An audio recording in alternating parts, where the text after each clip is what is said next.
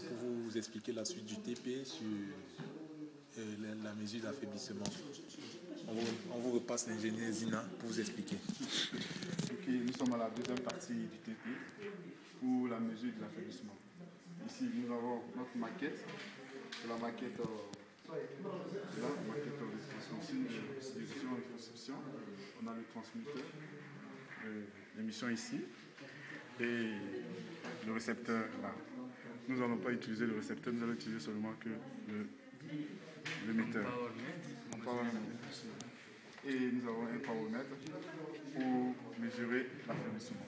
On voit ces paramètres.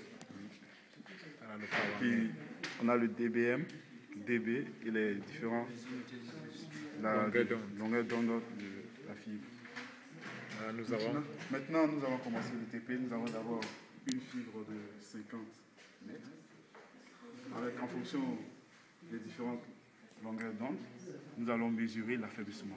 Nous avons ici d'abord l'affaiblissement de 665 nanomètres. Ici, longueur d'onde, pour la longueur d'onde. Et maintenant, nous allons mesurer, en fonction de cette longueur d'onde, nous allons mesurer l'affaiblissement que va effectuer la fibre de 50 mètres. Change la source. Avec, en fonction de la distance. Et en fonction de la longueur d'onde, nous avons pris 665. Nous avons 665 et nous voyons que la fibre donne un affaiblissement de moins 16,2 dBm. Nous reportons à l'ingénieur Tal qui s'occupe de la relève des mesures et de l'interprétation des résultats. Alors, monsieur Tal, qu'est-ce que vous en pensez de cet affaiblissement de moins 16 dB?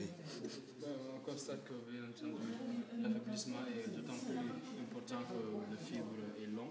Donc, ça varie en fonction de la longueur, bien entendu, de la fibre. Donc, plus la distance est grande, plus l'affaiblissement est important.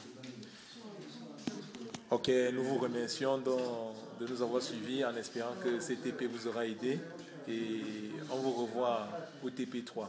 Au revoir.